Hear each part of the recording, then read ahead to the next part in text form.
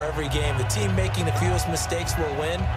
What they're hoping is that last mistake is their only one of the game. Coaches, that's all they talk about, turnovers, right? Minimizing those and maximizing opportunities. All right, here we go. Trying to shake off the interception. And for the third time here in this half, it's intercepted. Picked off by the rookie Joshua Perry. And his crew will take over with a football at the 35-yard line. The Dolphins offense now heads back on the field. And they split the uprights last time for 3. They've got the lead. They're not going to play this conservative. They're not hoping for another field goal. They're hoping for a touchdown. I'm with you on that one. I like where your head is. I like the way you're thinking because you're exactly right. Trying to sit on a lead and play that way, that doesn't work too well for most teams. Run your offense. Run what you do best. Exactly. Put it all the way down and try to increase your lead in a big way. And the best way to do it, touchdowns.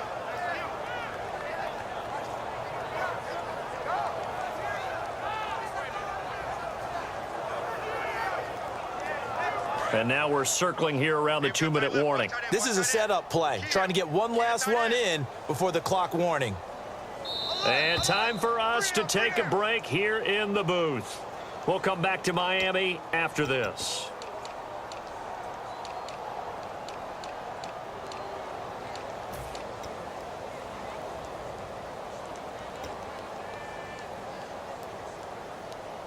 So 2nd and 9, the defense looking to put them in a bad spot here. They come out 5 wide, 3 of them to the right side. To throw on 2nd down is Tannehill. And he checks this one down to Williams. 12 yards there as they move the chains. Everyone's going to be able to catch the football. Doesn't matter what position you play, but if you're on offense, be aware a ball may come your way. Fresh set of downs here.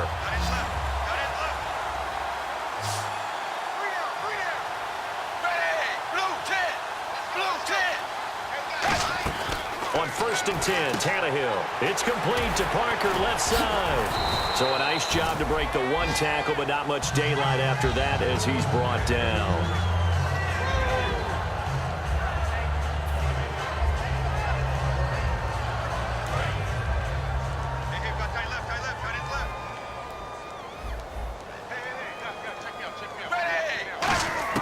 On 2nd down, here's Tannehill. And he'll be hit as he releases it, and that'll fall incomplete. The good signal callers would never go back in the huddle and play the blame game because they need those guys to protect him. But on that last one, his offensive line, they lost their leverage very quickly, and that's why they were able to get to him and hit him as he tried to throw the football and force an incompletion. To the air again, Tannehill. And he's got his man. That's Landry. And he picks up the first as he's able to take it down to the 7-yard line. I don't care how many times we see it. I still get a kick out of watching quarterbacks and receivers do the pass tree in pregame warm-up. But I always remember that when we go to practices, we see that after practices as well. They really tune it up, don't they? They tune it up. They know why they do it for these situations. First down. And they build that trust, and that's why they're able to find him in this type of a situation. And for one of the few times here today, this run's not going to go anywhere. No gain, and it's 2nd down. Okay, no score on that play, but this guy's been a touchdown machine all year long. You know they trust him with the football. Defense showing blitz.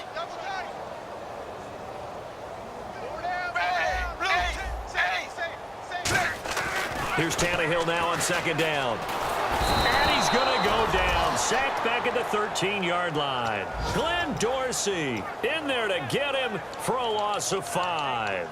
So they were stopped trying to run the ball on 1st down. Now they take a sack on 2nd down. The offensive coordinator's got to find a way to flip the script on the defensive coordinator because right now the defense has the advantage. Now Tannehill on 3rd and goal. And he'll take this into the end zone for a Dolphins touchdown. Jordan Cameron as the first half is winding down. And the Dolphins just continue to pour it on. I heard a coach talk about those late-in-the-half scores, especially ones that give your team a pretty decent cushion. He said those could be the ones that could finish off a squad if you let them. Yeah, they've got the cushion. This half has been theirs. And this will be a touchback as that sails over the end line. And San Francisco gets set to go here. And with time quickly fading here in the second quarter, not sure how aggressively, offensively they want to play this. I think we'll find out just how much they trust their guys in this situation if they decide to take a shot.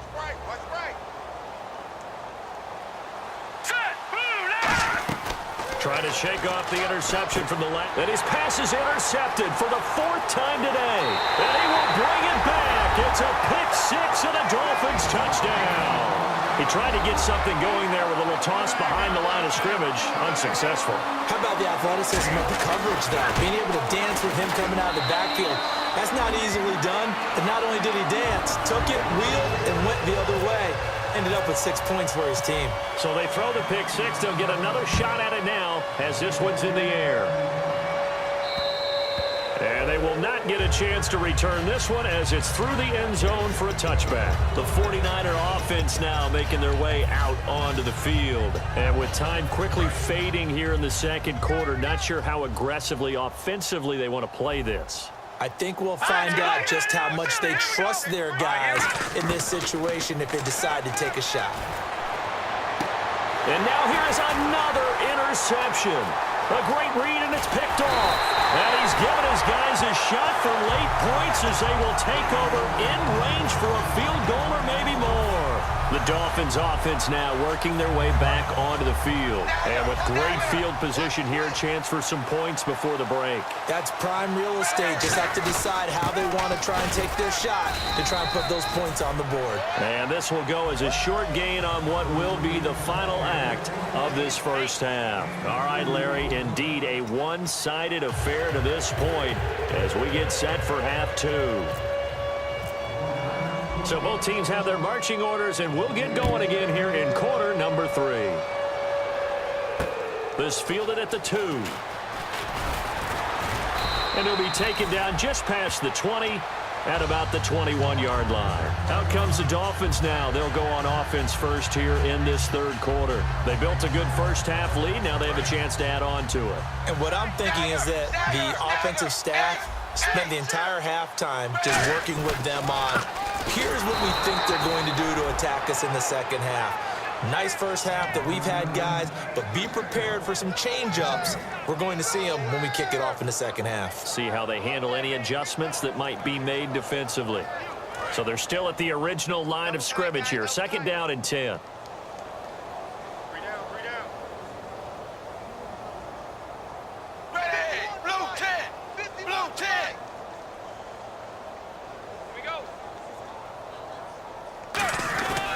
They run with Ajayi.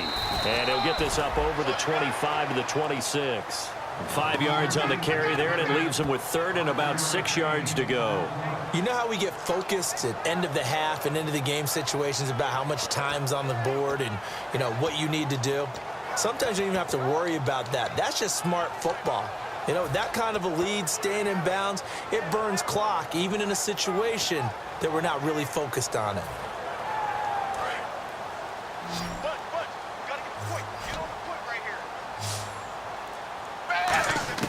Throwing on third down, Tannehill. And over the middle, this is Parker. It's a gain of 5 on the play, and that's going to make it fourth down. Whether you're playing West Coast offense or not, one of the maxims of the West Coast offense is you're either throwing a touchdown or a check down. In other words, look for the big shot, but be smart. And I think they did exactly that on that play. They didn't get the first down, but they're taking care of the ball well. Yeah, and being rightly cautious with that lead here in the second half.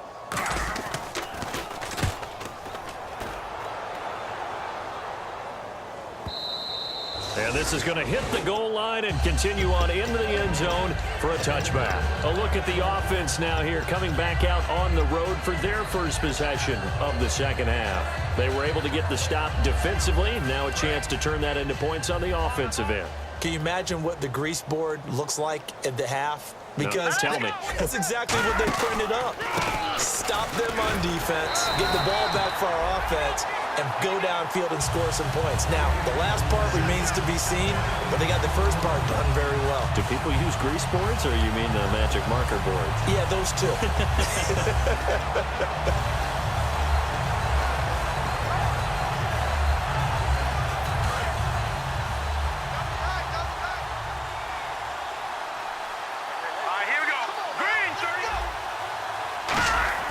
Here's Manziel. That's incomplete. Nearly another pick. My goodness. While an incomplete pass certainly doesn't look like a good play, for the guy throwing it today, as many interceptions he's thrown, he's got to feel a sigh of relief that the ball actually hit the ground and didn't go in the other direction.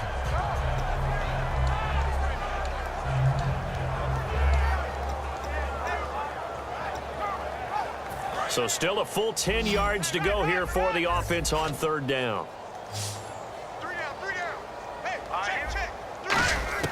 Manziel. Flush to his right. And he takes a shot on the release as this will be incomplete. Putting pressure on the guy throwing the football is always good, but when you can couple that with contact on him that leads to an incompletion, as we just saw there, that's winning football.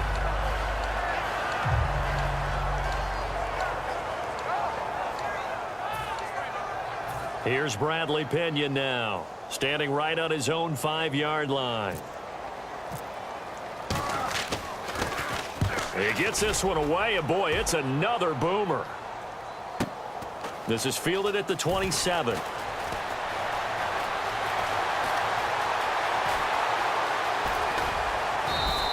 Might have been one man away from 6 points. As it stands, it's a huge return. And this offense is going to be set up with a 1st and 10 inside the 15.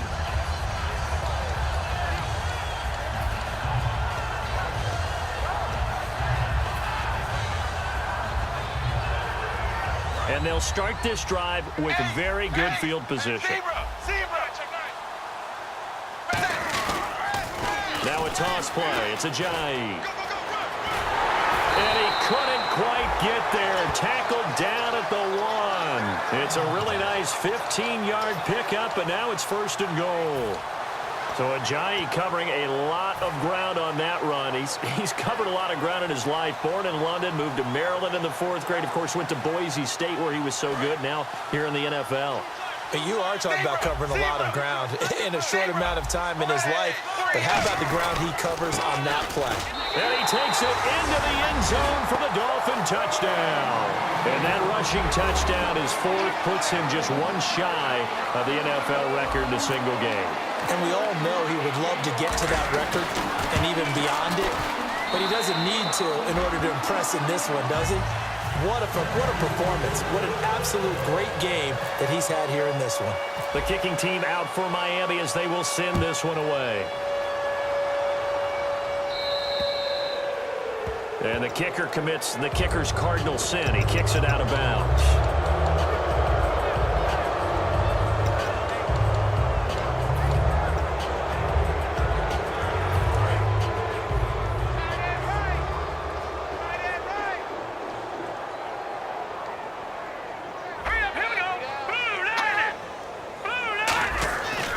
Now high. And he is met at the line of scrimmage, and he goes down right there. It's a loss of a yard there, and now 2nd down. We just saw another example of how the defense is winning this game. Really at the point of attack, the offensive line is just getting pushed around. I think now as a play caller, you got to give them a little bit of help. Maybe keep your tight ends a little bit more. Maybe the running backs help you a little bit with the pass blocking. But you've got to help them get some confidence because you can't abandon the play calling right now. Now Manziel. He's just going to dump this one off to his fullback out of the backfield. It'll be a gain of 8 yards, and they're going to have a 3rd down. It's interesting because when I'm watching college football and I'm evaluating guys for the draft now, my list of fullbacks, pure fullbacks, it's a very short list. I'm probably evaluating more punters and kickers now than I am fullbacks, but doesn't matter what you call the position, it's who you put there, and there we saw completion. Back to throw here. To the right side, caught by Salek.